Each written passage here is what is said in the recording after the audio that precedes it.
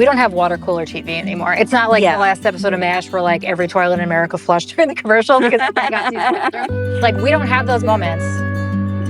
Welcome to the Curious Cat Bookshop podcast, the podcast of the independent bookstore of Winsted, Connecticut, creating a literary community in Northwest Connecticut, bringing our local authors to the world and the world to our community in Northwest Connecticut. Hello, everybody. Welcome to the Curious Cat Bookshop podcast. Well, welcome to the Curious Cat Bookshop. I will do a welcome to the podcast. So I'm so excited to talk with, the author of You Know You Love Me, Lindsay Denninger. And so we'll start out with having you introduce yourself. Tell us about, your life as a writer and how you got to this point writing this particular book. As Stacy said, I have been a reader my whole life. I'm a writer. I'm a marketing writer by what pays my bills, but I've always watched a lot of TV, too much TV. And I, on the side, used to like recap TV shows and other similar like movies, things like that, as something for fun that one of my roommates and I used to do. And we had a lot of funny thoughts and we did it together and it was a lot of fun. So I kind of just kept being like, oh, I'll recap that show for bustle.com. I'll watch The Bachelor. Let's talk about that. And then in the age of teen TV, I watched all of those shows. So I think that my love of pop culture and just the fact that the only thing I know how to do is write. I'm not good at anything else. One day during the pandemic, my brain was like, hey, we should talk about Gossip Girl and all the cool things. Because I was watching that a lot during the pandemic too. And I put together a book proposal and found an agent. And then all of a sudden, this is here and people can buy it, which is strange. So it didn't have anything to do with the show? No. Yeah. Just a fan. Makes it much more interesting. Yeah, just a fan who... So it sounds like I needed to write about it, really. Professional writing-wise, it sounds like you got your start in the days of blogs, in the heyday of blogs, yes. Bustle, all of those. Yeah. So tell us a little bit about that. TV recaps were a thing that I loved being able to rehash the details of an episode with people who are watching it along with me. Yeah. Twitter. Back when, do you remember the live watches on Twitter? Yeah, it was like one big party. It was like one big fan party. I worked for Bustle freelance for a long time. Just it was a bunch of, I say girls, we were in our early 20s who just liked the same things and we were all just talking about it. It was nice to get it out in the world. And in those comment sections of those websites where people would do recaps and we would talk about it, Television Without Pity, if you remember that website, was one of the original recapping websites. Gossip Girl 2 was one of the first shows to have that sort of spark to catch because of that fan camaraderie. Because New York Magazine said it was the greatest show of our time. Not genuinely, or maybe genuinely. I mean, it is a good show, but the recaps sort of took on a life of their own, and then all the commentary, and I talk about this in the book, the commentary, it would kind of go nuts and be like, that's incorrect, that wouldn't happen in New York, or this, and this. And Did you just use the word commentariat? Yes. It's in the book too. They would comment and then they would do a recap of the comments 3 days later and be like, these are the best ones. And then the writers were reading the comments and sort of picking and choosing and being like, oh, we got that one wrong, we got that one right. So, back in, the show started in 2007, 2008, and I was probably blogging starting around 2012, 2013. So it was still very, very much a community. It was a more fun internet than we have now. That's for sure. Yeah, definitely. Yeah. I was on LJ way back. I was working at Wizards of the Coast, and so I in the book you talk about how the only show that was on the internet pre-social media was Lost, and yes, but there were also publishers who were trying to do similar things as that Lost thing, and we were one of them. I edited this series called the Hallowmere series. And we made MySpace pages for each of the characters. And a lot of people were doing that. It was a lot of experimentation.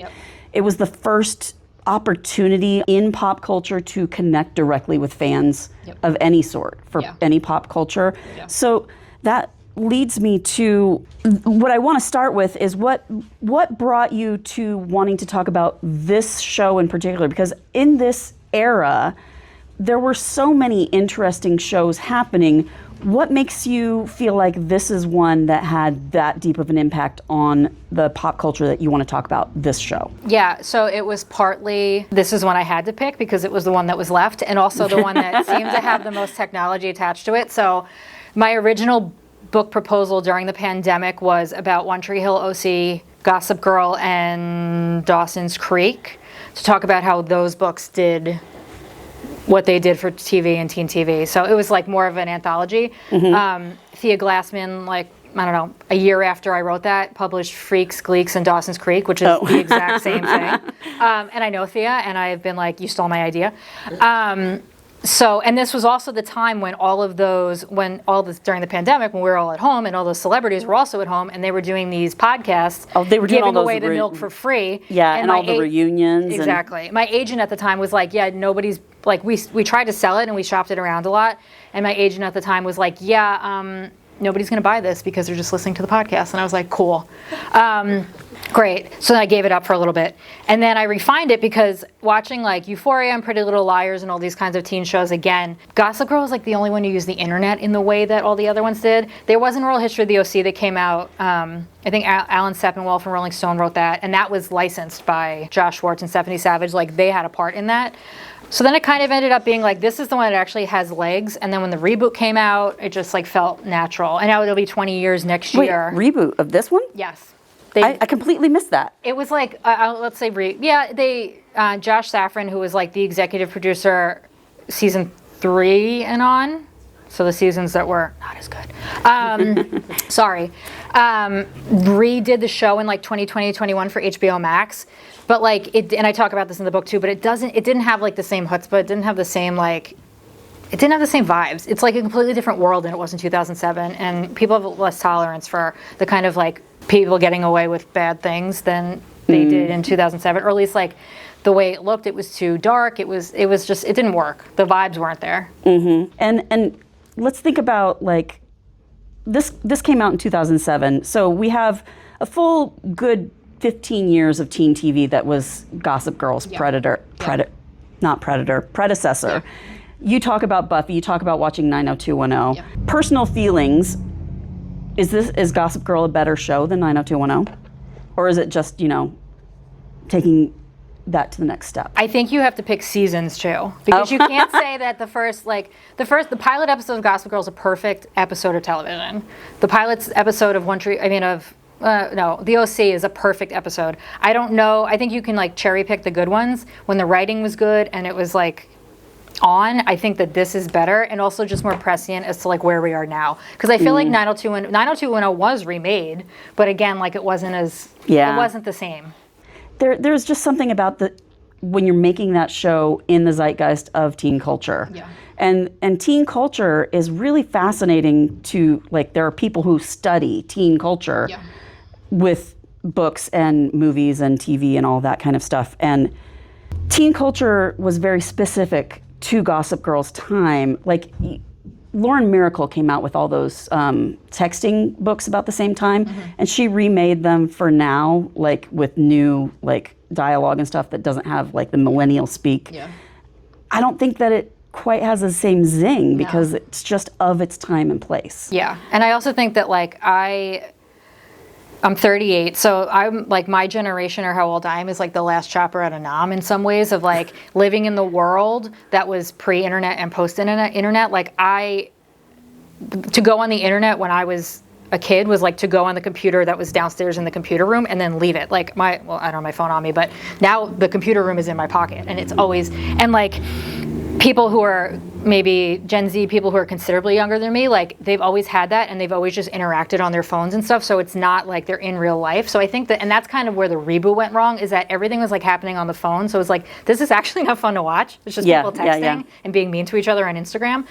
And I think that like, that's probably why it just like, well, I feel like teen culture is very split right now as well because of these not isolating factors, but more like siloing factors. Because this 90210, Buffy, these were shows that like what we were talking about with everybody getting online and talking about them, they were shows that everybody watched. Yeah. You can talk to a teen right now and they're going back to watching, what's the Lisa Bonet Cosby? A Different World? They're watching A Different World now. Yeah. And so they're getting into A Different World fandom 30 years later. Like they're siloing because they can watch literally, they have access to everything. We don't have water cooler TV anymore. It's not like the last episode of MASH where like every toilet in America flushed during the commercial because everybody got to use the bathroom. Like we don't have those moments. I was a freshman in college. Yeah, like I we mean, I don't. wasn't literally there, but But like we don't have those moments because everybody's streaming. So like the collective fervor over one TV show or one thing, and like, you know, I talk about in the book, I was studying abroad when they came out, and we would download it on iTunes to watch in London over the awful internet, and it would drop all the time because we were so obsessed with seeing the next episode of Gossip Girl that it was like, okay, well we have to like, and now you can just, I'll stream it later, I'll do whatever. Like, Yeah. Like it's And just, then you'll just binge it instead. yes, which I think Exactly. is a less satisfying experience. I usually don't like to binge watch. So give us a taste of the book itself. You start out by talking about like, you know, the show's predecessors and why you chose this. And then you go into some pretty specific things. You're talking about, you know, best episodes, worst episodes. You're talking about characters and the experiences of the actors. Yeah. So for those who haven't looked at the book yet, tell them about what you delve into. So the book is simultaneously a love letter and a criticism of the show. There's a lot of stuff that was on TV in 2008 that we would not put on TV today, which is fine. And I think that like examining things through the lens of 2007 and 2008 and then today is fair, and like to see like what we would change and what we wouldn't. Like the first episode has like an attempted rape, and like Chuck Bass, the character of Chuck Bass, like tries to assault like at least 5 people through over the course of the series, and then nobody says anything. Actually, it's 2 because he tries to assault Serena too, and they're like, that cad. And like we just wouldn't do that on TV, or we wouldn't put it in the same way as we do now. He wouldn't be a lovable cad. Yeah, exactly. He wouldn't be like the one ship, as they say online, like the one like romantic partner that like would go to the end. Like we just wouldn't do that. But I talk about that. I interviewed a few of the cast members. I compiled a lot of other interviews from the internet to fill in those gaps about like their experiences, what casting was like. At one point it was like, they describe it like being in New York City on those streets as soon as the show hit, is like, it was like the Beatles. Like they couldn't get into cars. Like they were almost crushed in Paris. They're the first show ever to film in the Musée d'Orsay.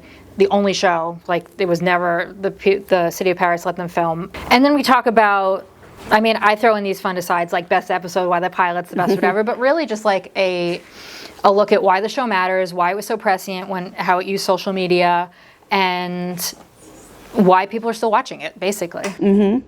And so we talked about how it reflected the technology of its time, Yeah. how it was showing how teens were actually using technology.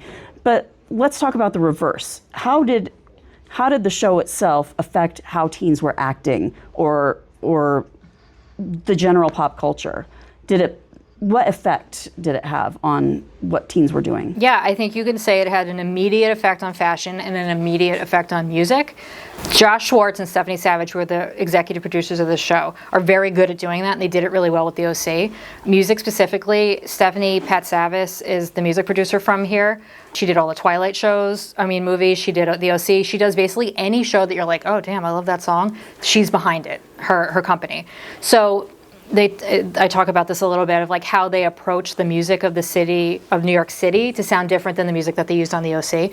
So like those songs were everywhere. That sort of like Brit pop of like the 2008, which is like the stuff I'm still listening to in the car, was instantly everywhere. And then when it came to the fashion, like every girl that I knew on Long Island had a headband and a pair of red tights because Blair Waldorf had those. Bendel's, the department store, which is now no longer with us, was like instantly sold out of those things because they were like the accessible things that a teen could buy who wasn't wearing like a Chanel gown to prom.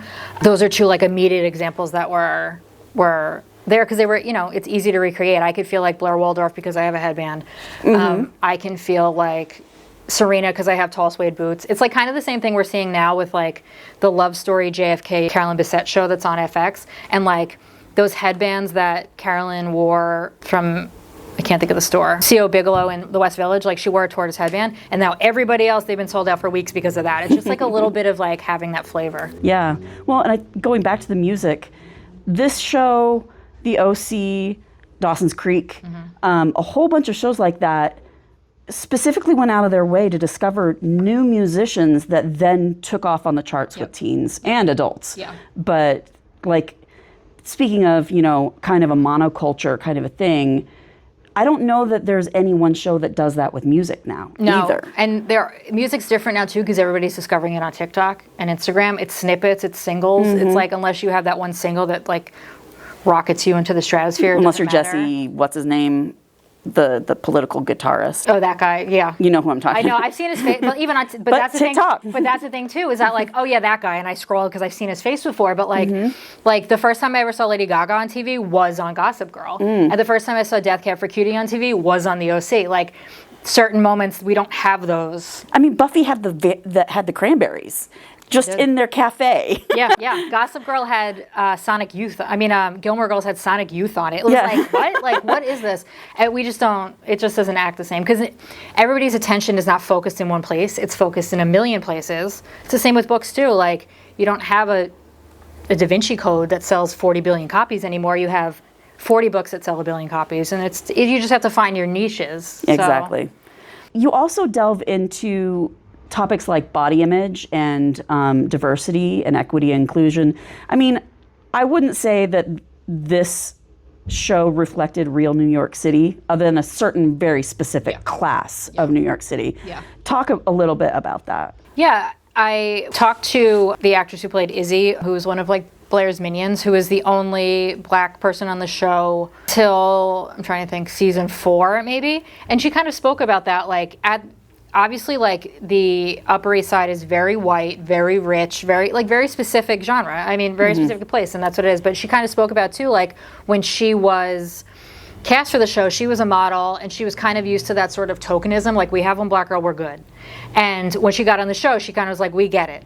Like, that's what my role is here, and whatever. In the reboot, they changed it to reflect more of what today's, I guess, like nouveau riche look like today. New money, people are making money in music and fashion and whatever else. So the cast of the reboot was much more diverse. And even when it spoke to like LGBTQ characters, like Eric Vanderwoodson was the only gay character on the show at all, pretty much. And his relationship was used as like a bargaining chip, and it just is like not a great. But it also opened a lot of questions as far as that character goes, right? Like it opens, even when it was used in not a great way, it opened doors for representation, I think, that maybe had not been opened before. Yes, and it's sort of like, is any representation good representation? I think, and that's another That's thing. a huge question. Exactly. I think that's a question that's worth exploring. Exactly, and I think that you look at it through the 2007 lens and the 2026 lens. So the 2007 lens says, thank God there's at least one person who looks different here,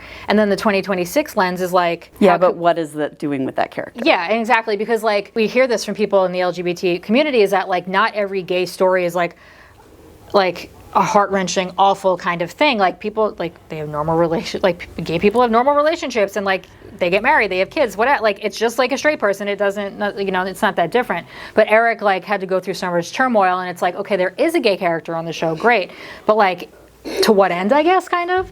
And that's something that in 2026 would be definitely different now. But it and then Eric, like the actor. Connor, oh my God, I can't think of his last name now. I want to say Connor Story, but that's Heated Rivalry. It's a different person. Connor Paolo, just like left on the show, and then there was really nobody, and it was.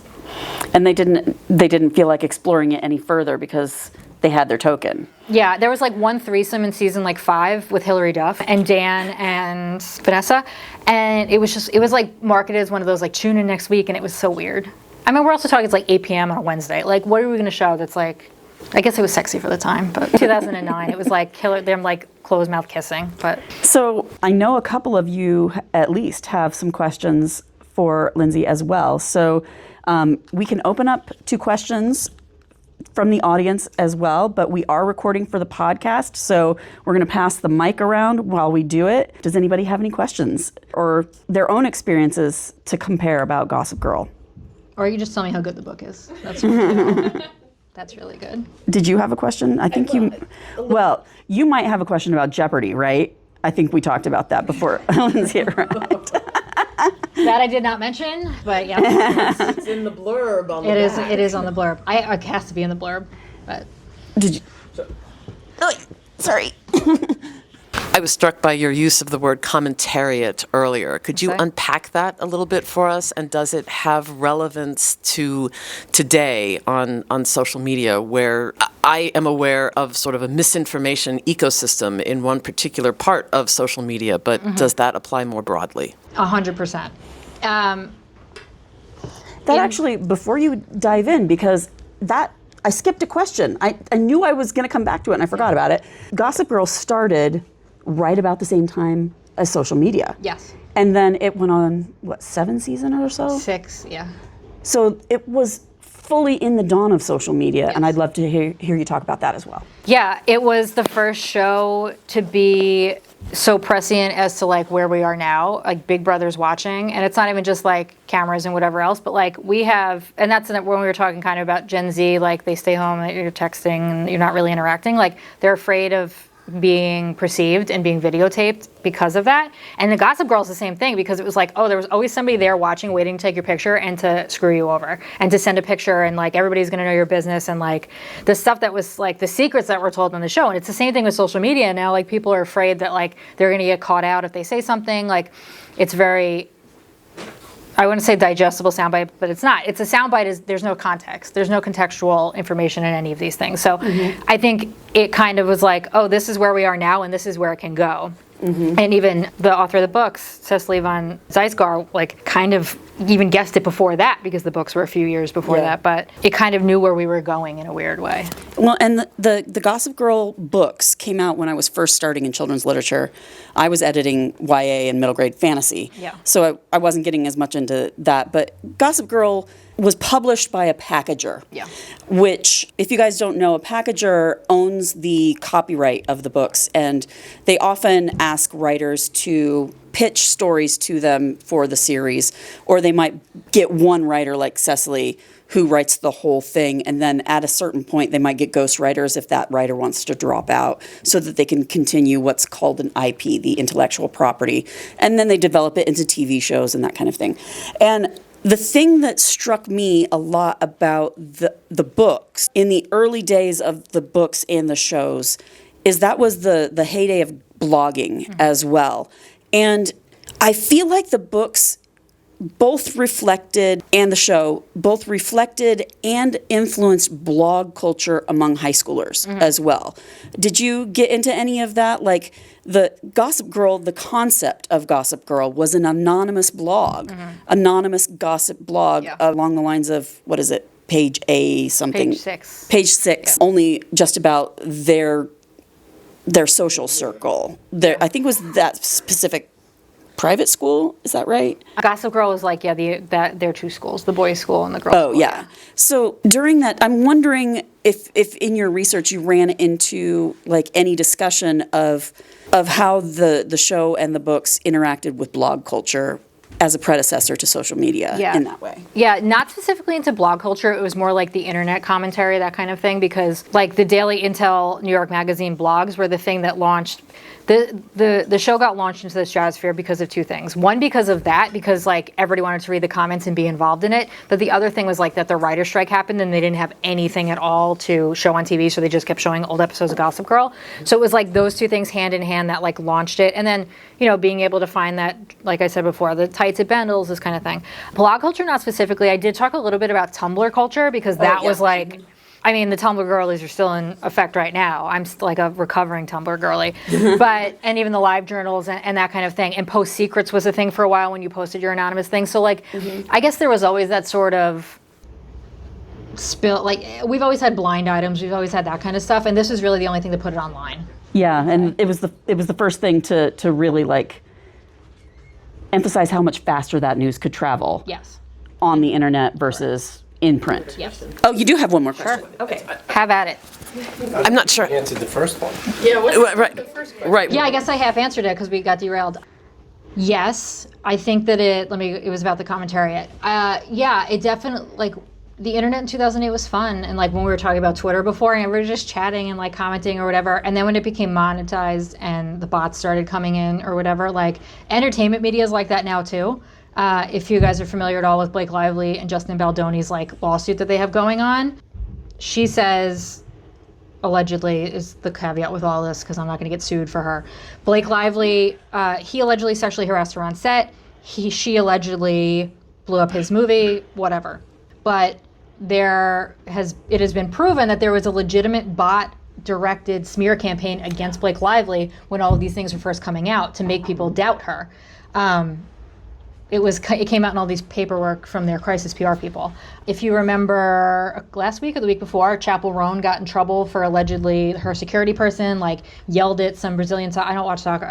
I do not care about the sports, but some very, very famous Brazilian soccer player's kid, her security detail yelled at him, and then the internet was like, she should be stoned. And it was a bot campaign against her to discredit her or whatever. I so don't even read a lot of this stuff anymore because I can't get bogged down in the mud for anything for the most part. I just read the headlines. But in entertainment, especially against women, it's a very concentrated effort to discredit them or to remove them from the public sphere, period. Correct. And especially because Blake Lively, I can't speak to whether or not she's a nice person. I don't know her. But for the stuff that she was saying allegedly happened on set about them making sex scenes nakeder than they had to be, that she agreed to, all these things that she didn't necessarily agree to, being showed pornographic pictures by the directors and stuff that no women should ever, or anybody should have to put up with if it makes you uncomfortable. She spoke up because she does a lot of work with that. She works a lot with child sex trafficking, trying to get rid of that kind of thing. And Chappell Roan is the number one boundary putter-upper of boundary setter of today's music culture. So, it seems if you can connect dots there, it's these are very strong, outspoken women, specifically in entertainment, and then there are coordinated bot campaigns, and that they're not the only two people. Right. So it's in every form of public sphere. Yeah, and it's just a lot more. I'm now delving just in that. I'm going to read my entertainment books, and it's as far as I can go. But it's entertainment, it's music, it's politics, it's whatever. The internet is not fun anymore because of these things. It used to be fun. We used to all be typing away, my LiveJournal friends, my Twitter friends. Making friends. That's... Friendster, literally. You would literally make friends online with strangers who just happen to have similar interests as you in TV or books or whatever. Yeah, and the closest thing I've gotten to that only recently is because you said Jeopardy. I've been on Jeopardy twice. We can talk about that later. But all my Jeopardy pals and we have a community there are communities for the former contestants, and I haven't met 99% of these people in person because I only know the people I played with. I've met Ken Jennings, but he was my friend's college roommate. Ken's great. At least I met Ken Jennings. But we have a community now. We all chitter chatter all day on Discord and stuff, and that's the closest thing you can get because everything else, at least I know those people exist. I don't know if it's a bot. I don't know. You can't fight with the bots. You just can't. Especially now that it's not just bots, it's generated. AI, what do you think? How do you think AI is going to affect all these things? It's going to make it all worse. The AI is going to make the internet worse. I'm here to say I'm a hater, and not just because actually, it's complicated. Andrea Bartz, who wrote The Last Ferry Out, she's written a couple thrillers. She publishes a really good Substack about writers, and she posted recently about an op-ed in the New York Times about how AI books are discrediting real writers because people can't discern the difference anymore, which feels crazy to me because you can tell. As a professional, I can tell the difference. I could tell the difference, but that discernment's not there. That's a whole different story. But I've had comments on my social media oh, is that AI? Is that AI? And I was if you knew how many more gray hairs are on my head because of this book, you would not say that it was AI. That's for sure. And it's gonna make the internet worse. I think we have to figure out how to wrangle it. But I really don't use it, so I recognize that it's there. I'm just gonna ignore it for now. So my other question is going to take this all in a very different direction, and it may turn out actually to be irrelevant. But it strikes me that you're talking about, in the sort of mid-2000s, the mid-aughts, was not very long after September 11th. Did that play any role in any way? Well, I'll just end my question there. Did that play any role in any way in what you see as sort of pop culture in the city in the mid-aughts? I don't know that Gossip Girl specifically was affected by that. I think you can say that what was on at that time. Sex and the City edited the Twin Towers out of their opener after season 4, I think it was. See, these are the things I know. Why do I know that? Man, I thought you might have done that. But you edit it out. Gossip Girl was definitively changed by Occupy Wall Street and by the 2008 crash, because it was on at that time. Because people's attitude. There was a writer strike in there somewhere, right? Yes, and that's why the show like really caught fire. It was like 2007, 2008. But I would say that Wall Street collapse and Lehman Brothers and all those other things affected the show more specifically than 9/11, because we were already like, I guess, 7 years past it or 6 years past it. In what way did it affect the show? I think they treated, because we were like, opulent glitter, we're going to butter it on Tuesday night and whatever, and then all of a sudden it was like Occupy Wall Street, eat the rich. And you see like a little bit more of that in the writing, that like people, maybe a little reflection. Yeah, and they have the character of Vanessa, who is like, would have been in Zuccotti Park, but also like loved to date all the guys from the Upper East Side. So that's a whole other issue of like, you're sure hanging around here, Vanessa. Butter was specifically name dropped in the show? Yes. Alex Guarnaschelli is my favorite chef. Yes. Yep, that was in the And show. I've been to Butter. It was wonderful. Yeah, they were the 17-year-old, 16-year-olds were there on a Tuesday night. I, on the other hand, made a pilgrimage. Yeah, that was just like their diner. Right. But yeah, I would say that Occupy Wall Street, that kind of, and the collapse in 2008 affected the show more than 9/11 would have. That's fascinating. Yeah. I mean, it totally makes sense, yeah. Yeah. Thanks for coming to the Curious Cat Bookshop podcast.